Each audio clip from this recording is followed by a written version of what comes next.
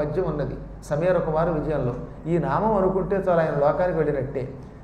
ఈ నామంతో హనుమంతుడిని శనివారం నాడు ముందు అభిషేకించండి. గంధసింధూరం పూసే ముందు అభిషేకించండి. నూతన భాండకై కొత్త పాత్రతో అభిషేకించాలి. రోజు ఆచమనం చేసుకునే పాత్రలు ఉన్నాయిగా, ఆ పాత్ర పనికిరాదట.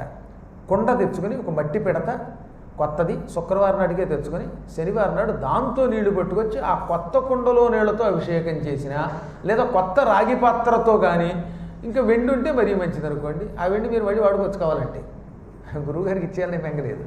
శుభ్రంగా దాంతో అభిషేకం చేయండి. ఏదైనా నూతన భాండంతో చేయండి శనివారం నాడు. ఆ తర్వాత నీళ్లు కూడా ఎక్కడి నుంచి తేవాలి? ఇంట్లో ఉన్న నిలవ నీళ్లు కాకుండా బహిర్జలం సమానిత బయట నీళ్లు తేవాలి. అందుకని రాత్రే తెచ్చి ఇంట్లో పెట్టుకుంటామంటే మంచిది. ఒక్క గంగాజలం అయితే మాత్రం ఎన్నాళ్ళైనా ఫ్రిడ్జ్లో పెట్టుకున్న అభిషేకానికి మనకు వస్తుంది. తక్కి నీళ్లు బయట నుంచి ట్యాప్లోంచో చెరువులోంచో పట్టి తెచ్చుకురండి. అలా అభిషేకం చేయొచ్చు. ఎవరు చేయొచ్చు?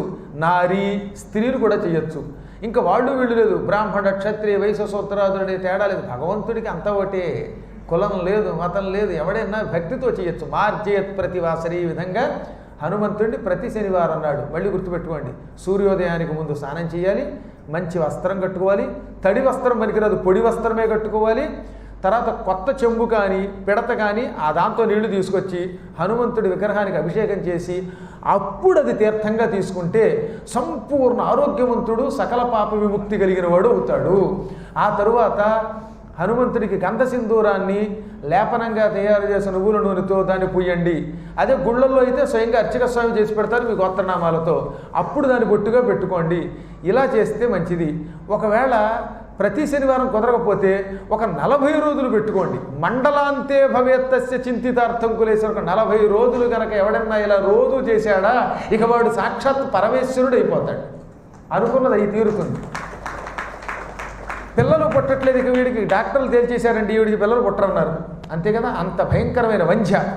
మండలద్వయ మాత్రేణ వంధ్య పుత్రవతి భవేత్ అంటే 80 రోజుల పాటు 2 మండలములు 2 40 80 రోజుల పాటు ఇందాక చెప్పినట్టుగా కొత్త పిడతతో నీళ్లతో అభిషేకం చేసి ఆ తీర్థం తీసుకుని కొంచెం కుంకుమ ఆయనకి రాసి అది మనం బొట్టు పెట్టుకుని ఒక పండు నైవేద్యం పెట్టి తింటే 80 రోజుల తర్వాత గొడ్రాలు కూడా, ఇంకా ఆవిడకి గర్భకోశం లేకపోయినా కూడా ఆవిడ పుత్రవతి భవేత్ సంతానం పొంది తీరుతుందని శివుడు చెప్పాడు పార్వతికి. చూశాను కూడా నేను.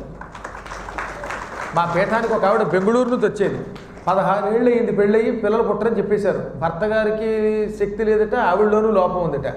నిజంగా మా పీఠంలో జరిగింది 2007లో 2010లో బంగారం లాంటి పిల్లడితో సుఖంగా ఉంటుంది తెలుసు ఇప్పుడు ఆవిడ. అలాంటి వాళ్ళు ఎంతోమందిని ఈ మంత్ర ప్రయోగంతో దైవానుగ్రహం వల్ల అనుకున్న కార్యం సిద్ధించేలా చేయగలిగాం. అందులో ఉన్న శక్తి అటువంటిది, నమ్మకంతో చేయాలి. మొత్తం మీద ఏలినాటి శని